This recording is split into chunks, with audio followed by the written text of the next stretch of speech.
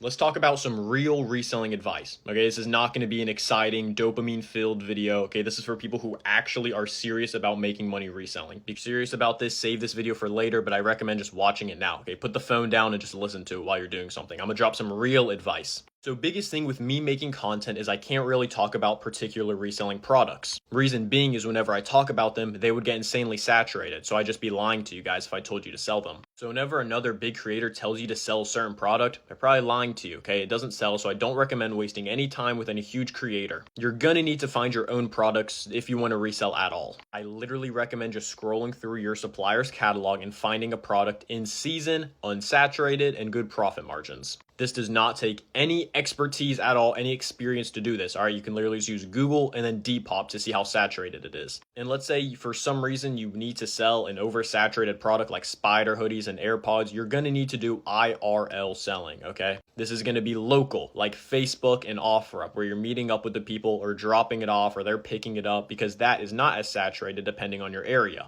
Or at least it's a lot lower chance that the product is saturated. For example, on these online marketplaces like Depop, where you can ship anywhere in the world, it is a 100% chance that that product is already saturated. But if you want to actually make money, just don't sell these saturated products in general. Another piece of advice: if you get a product in that you think is good and it's been on the market for a week, 2 weeks, and it's not selling, it's probably just not a good product.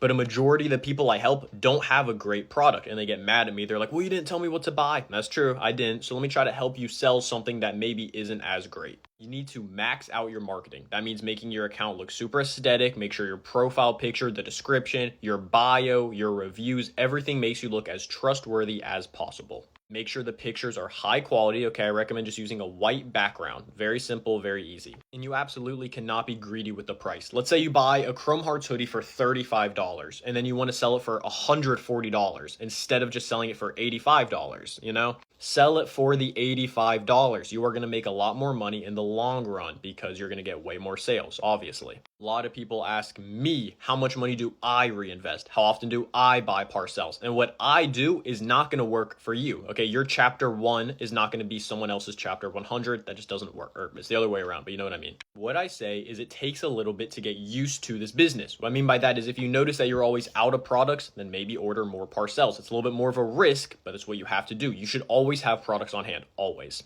Sure, when you're first starting out, you can do the little thing where you buy a parcel and you sell it and then you wait 2 weeks for another one and then you sell it, but that's not going to work if you want to make a consistent 8, 10, 12K a month.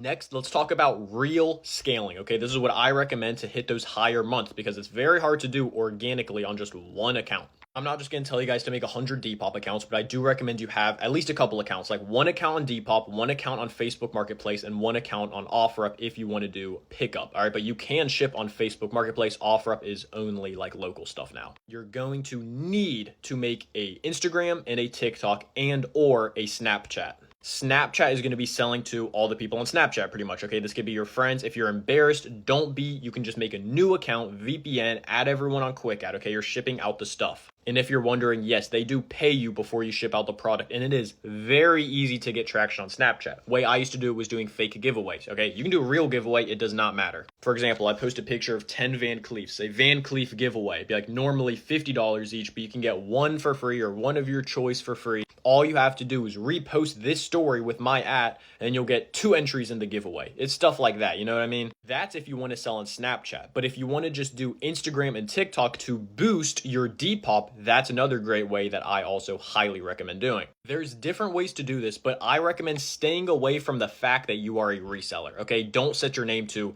Ian Resells, okay? There's no need to do that. You want to make people think they're getting a decent deal, okay? When you make it too obvious that you are a reseller, people know they can just go somewhere else and get it for cheaper. That applies for pretty much anything in life, but you just don't want to kind of shove it in their face, you know what I mean? Just show the products laying out. But here's the thing. Let's say you're selling spider hoodies. Don't show 50 pairs of spider hoodies, okay? Show one of each colorway so people think it's a real thing, not just you're not drop shipping, you're not reselling. You want to seem as organic as possible. You're also going to post customer reviews on your TikTok and your Instagram. If you're doing Instagram, make a little story highlights for customer reviews. That's great. You can also put in your Instagram bio, old Depop got banned, vouches here.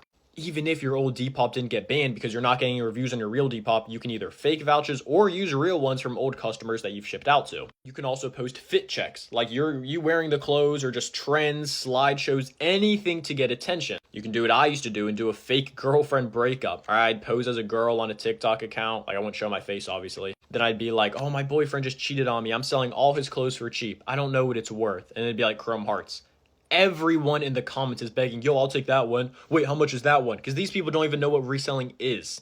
There's a million ways to get traction on these accounts, and it's all going to funnel to your Depop, which will be linked in your bio, and your Instagram will also be linked in your TikTok and Depop bio. Reason being, people can directly order and pre-order off of you from your Instagram. This is just the first video. If you guys like this video, I can make more of them. I think I'm gonna do a whole like TJR bootcamp type of stuff on YouTube. If you stayed this long in the video, good stuff, bro. You're probably gonna be pretty successful.